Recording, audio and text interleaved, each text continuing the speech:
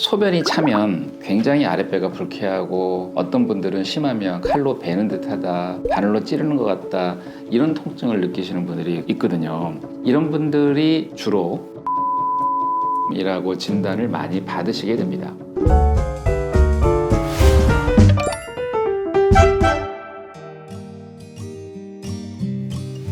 안녕하십니까, 골드만 변형학과 민승기 원장입니다. 여성분들 중에 굉장히 소변을 자주 보고 참기 어렵고 증상 굉장히 흔하죠. 이런 경우는 거의 대부분 요즘에 인식들을 다 하고 계시는데 흔히 이제 과민성 방광이라고 표현을 합니다. 과민성 방광은 사실 정확한 병명이라기보다는 증상을 통칭하는 일종의 증후군 개념의 병명이 됩니다. 그냥 소변을 자주 본다, 참기 어렵다, 가끔 참지 못해서 약간 소변 지리는 현상이 있다, 그러면 다 과민성 방광이라고 할 수가 있거든요. 그런데 이제 증상이 조금 더 심해지시는 분들 중에 방광 통증을 느끼시는 분들이 있습니다.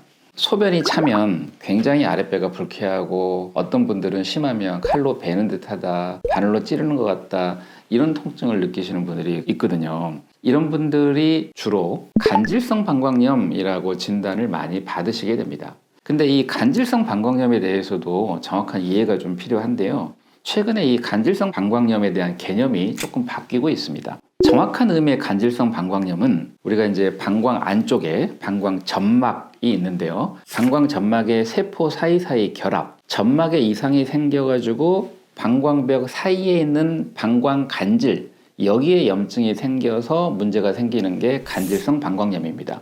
보통 환자분들한테 간질성 방광염 그러면 조금 안 좋은 질환이긴 하지만 정신과적인 간질 있잖아요. 요즘은 그런 표현을 쓰진 않지만 그거로 생각을 해서 굉장히 또 겁을 내시는 분들이 있는데 한자로 보면 완전히 다른 이름이고요. 사이 간자, 그러니까 방광벽 사이에 염증이 생기는 병이다 이렇게 생각을 하시면 됩니다. 사실 소변이라는 게 노폐물이 나가는 배설이잖아요. 점막이 방광벽을 보호해주는 역할을 좀 하는데 방광 점막 벽에 문제가 생겨서 소변에 있는 여러 가지 물질들이 방광벽으로 스며들어가게 되는 겁니다. 개그레이어라고 하는 게 있는데 그게 문제가 생겨서 이 소변이 방광벽 사이로 스며들어가면서 방광벽에 염증이 생기는 거죠. 그래서 이런 분들은 특징이 방광이 크기가 점점점 줄어들면서 방광이 약간 굳어버립니다. 그러니까 소변이 찼을 때 방광이 확장이 잘 안 되는 거죠. 그러다 보니까 소변을 참거나 소변이 많이 차서 이제 소변 마려울 때 소변 보기 전에 더 이상 방광이 안 펴지면서 통증을 느끼게 되는 병이 간질성 방광염인 겁니다. 근데 이제 과거에 우리가 간질성 방광염을 진단하는 기준은 굉장히 까다로웠는데 요즘은 굉장히 많은 의사들이 뭐 내시경 검사를 통하거나 또는 이제 환자분 증상을 들어보고 이거는 간질성 방광염입니다 라고 그래가지고 치료를 시작하는 경우가 상당히 많은데 그래서 이제 과거보다 이 간질성 방광염에 대한 환자들이 상당히 늘어난 게 현실입니다. 지금도 이 정확하게 간질성 방광염이 왜 생기는지는 모르는데 중요한 거는 방광이 약간 굳어간다. 크기가 점점점 줄어든다. 그래서 소변이 차면 굉장히 배가 많이 아프고 많이 불쾌하다. 이런 개념으로 생각을 하시면 됩니다. 사실 이 간질성 방광염을 정확하게 진단하기 위해서는 내시경 검사가 필수적인데요. 방광 내시경을 보면 점상출혈이라 그래가지고 빨갛게 피 멍든 것처럼 점점점 보이는 경우가 많습니다. 사실 이것만 가지고 간질성 방광염 진단을 하기에는 어려운데 일부 의사들은 이것만 보여도 간질성 방광염이다 하고 치료를 하는 경우가 있는데 요거는 이제 조금 확대 해석을 하시는 것 같고요.